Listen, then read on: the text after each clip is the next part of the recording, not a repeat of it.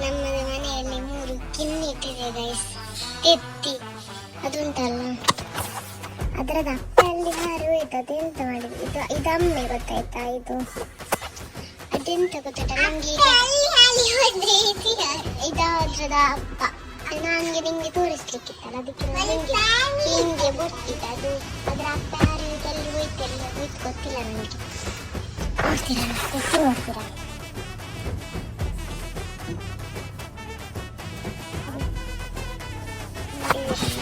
ಅದು ಪಾರಕ್ಕೆ ಕೂತ್ಕೊಂಡಿತ್ತು ಗೈಸ್. ಅದು ಪಾರಕ್ಕೆ ಕೂತ್ಕೊಂಡಿತ್ತು ಕಿನ್ನಿ ಇಡ್ಲಿಕ್ಕೆ. ಅದು ಅಮ್ಮ ಇರಲಿಲ್ಲ ಅಲ್ಲಿ.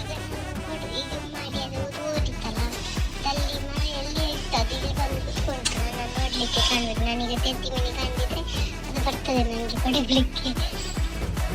ನನಗೆ ಬೇಡ ಆಯ್ತಾ ನಿನ್ನ ತೆತ್ತಿ, ನಿಂಗೆ ಇರಲಿ.